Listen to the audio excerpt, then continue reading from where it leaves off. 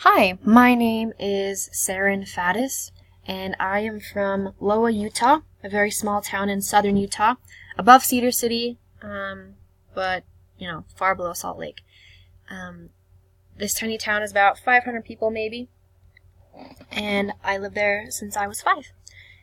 It's mostly populated by the Mormon culture, so everyone's LDS, or less active.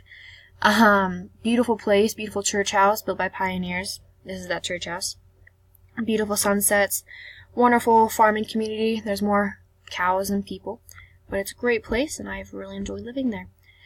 When I graduated from high school, my choice to go to college was either BYU, Idaho, or Southern Utah University. And at the time, I picked Southern Utah University. And it was a great place to be in Cedar City, close to home, about 2.5 hours. And I could come home every now and again for people's farewells and things like that. Had a good experience there for the most part. And I started majoring out in biology, but I did not quite succeed at that. And so I switched to political science at the end of the year after taking a political science class.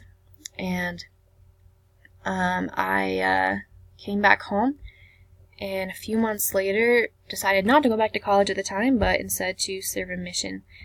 And so I went to the Wisconsin-Milwaukee mission of December 2015 to this last June. So I got back about 3 months ago. And I loved it there. I had the time of my life. I learned so much and grew so much from the gospel. And I was so excited to come here to BYU, Idaho, to continue to develop those traits as a disciple of Jesus Christ, and also to a place where learning went hand in hand with the gospel, and that was really exciting for me to be able to do that. So I didn't go back to SUU, even though it's a great place, but here has been wonderful for the week I've lived here so far. It's been a week today. Congrats to me. Just kidding. But now that I'm majoring in political science, I'm thinking also about maybe sociology, so I'm really excited for this class. And I really want to be able to apply how we all learn and how we develop, because I've seen so many people grow up in the same small town that I lived in, and yet have completely different experiences in their lives and end up at completely different paths. Something about me, this is me as a missionary. And I was moved around a lot. Also, I chopped all my hair off, so that's me on the left in the black. New experiences, new hair.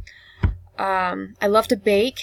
This was the birthday cake I made for my dad a few weeks ago. And I worked at a bakery to save for my mission and for college. It was the only bakery in town, but great place. Love the environment there. My boss was a Mormon, and we loved talking about the gospel. And these two people, my little brothers, are some of my favorite people in the world.